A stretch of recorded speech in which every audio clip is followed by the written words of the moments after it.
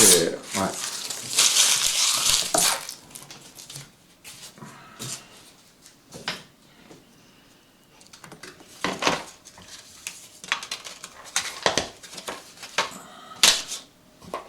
Alors, je vais prendre un pinceau.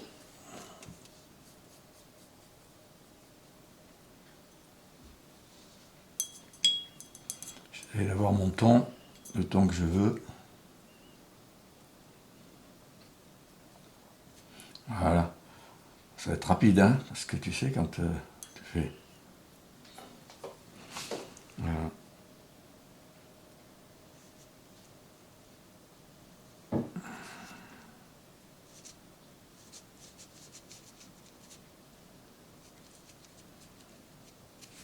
La caractéristique de l'aquarelle, c'est que tu n'y reviens pas, quoi. Hein. Et en fait, bon, il va trouver de la vie... La couleur va trouver de la vie dans son imperfection, dans son irrégularité. Donc c'est un dessin, je pense que les dessins, il y a, je dirais, le motif, et puis il y a sa structure, sa composition. Donc le motif, il est lié à, je dirais, une intimité émotive, et puis à une culture. Bon, ici, c'est un territoire de montagne. Ce territoire de montagne, eh bien, il y a des hommes, il y a des animaux qui ont toujours marqué, qui ont façonné un petit peu ce territoire. Et ben, les vaches s'imbriquent énormément sur cette terre.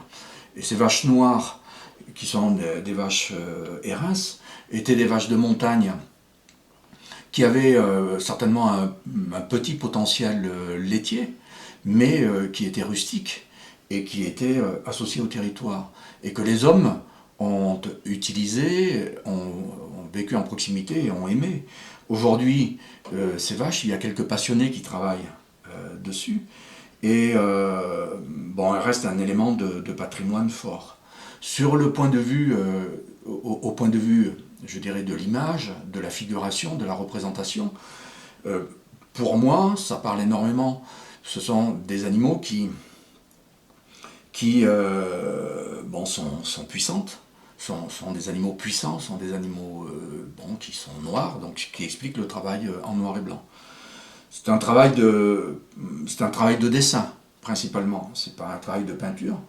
Donc le support et le moyen est extrêmement modeste.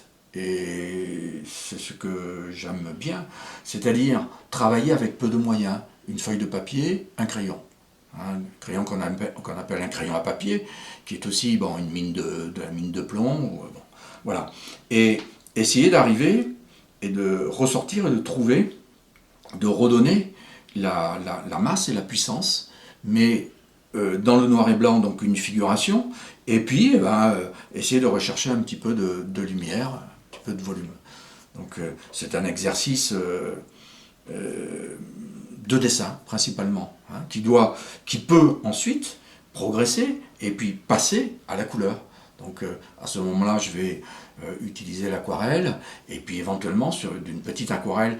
Encore une fois, l'aquarelle, c'est un moyen assez modeste, il faut peu de choses, un petit peu de couleur, un pinceau, de l'eau, puis on arrive du papier, et on arrive donc à donner une figuration, à faire ressortir une émotion, faire ressortir et créer une image.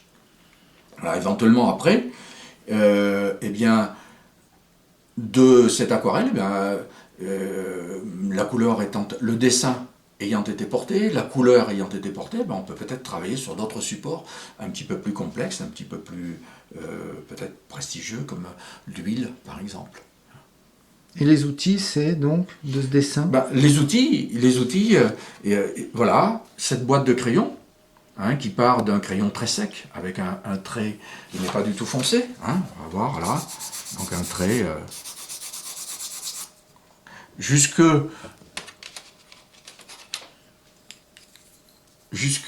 au crayon beaucoup plus gras, hein, qui porte un trait plus foncé. Voilà. Donc on va. Donc l'outil, c'est tout simplement cette boîte de crayons. Donc à la limite, on pourrait même prendre 3 crayons, hein, un crayon très sec comme celui-là, hein, passer par un crayon moyen, médian, comme celui-là, et arriver à un crayon très gras. Voilà. Donc on pourrait, à la limite, prendre simplement, exclusivement ces 3 crayons. Voilà. Avec ces 3 crayons, eh bien, on fait ce dessin-là. Il ne faut pas plus, du papier. Et puis bon, pour la signature là, effectivement, une signature ou un petit texte manuscrit. Moi j'aime bien porter un petit texte, j'aime bien quelquefois mettre un petit texte manuscrit. Et on va utiliser donc un petit peu d'aquarelle, un petit peu de couleur et un pinceau. Donc pour apporter ça, on aura besoin de ça et on aura besoin de ça. Voilà. Et pourquoi cette touche de rouge? Ben, le rouge, ça pourrait être une touche de bleu, c'est une touche de couleur avant tout. Ça pourrait être une touche de jaune, ça pourrait, bon, et de vert. Donc le rouge, bon, pour moi, je pense qu'il symbolise peut-être. J'ai en mémoire à ce moment-là, j'ai en mémoire les signatures de peintres d'Asie, de dessinateurs, hein, japonais, chinois, qui utilisent la calligraphie qui associe la calligraphie plus exactement au dessin. Hein, le dessin et la calligraphie. Donc voilà, c'est certainement une influence et puis une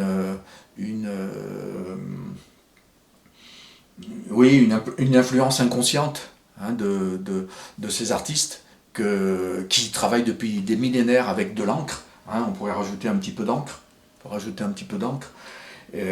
Avec un pinceau, avec une plume,